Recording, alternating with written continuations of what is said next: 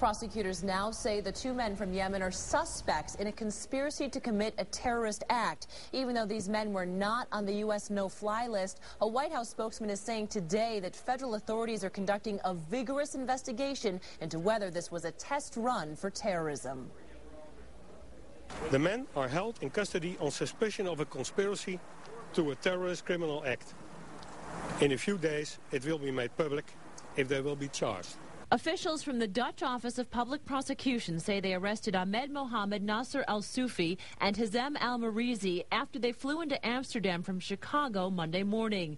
They were detained when United Flight 908 landed, based on information from U.S. authorities. Inside al-Sufi's checked luggage that traveled to Washington, a cell phone taped to a Pepto-Bismol bottle, watches taped to a shampoo bottle, other cell phones taped together, box cutters, and knives. Some U.S. officials say an investigation is underway into whether this was a dry run for a possible terrorist attack, but another government official says that's unlikely.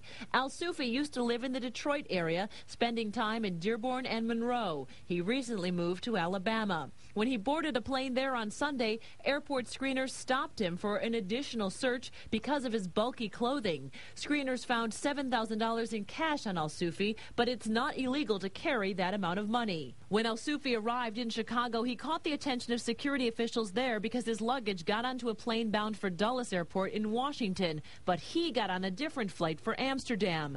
Al-Marizi also used to live in the Detroit area. He flew into Chicago from Memphis, and his flight changed too. Both were ultimately trying to get to the capital of Yemen, and both ended up on the United flight to the Netherlands. Friends of Al-Sufi say it's not uncommon for people to travel with items taped together that are designated for friends and relatives at home. Some people, they like to do it. You know why? Maybe somebody give it to him and he want to give it to somebody without nobody sensing a phone or something like that and give him, hey, I tape it, I put your name on it. I don't want him to give you a different kind of phone or something. Once again, Homeland Security officials are working right now to find out if this is all just a misunderstanding, but there has been a recent heightened alert because of some information about possible Mideast hijackings, especially in Dubai, and these men apparently fit that alert pattern. Officials in Yemen do say there is a major cell phone shortage there, so it's not unusual for travelers to bring extras home with them. Reporting live in the newsroom, I'm Heather Catallo, Channel 7 Action News.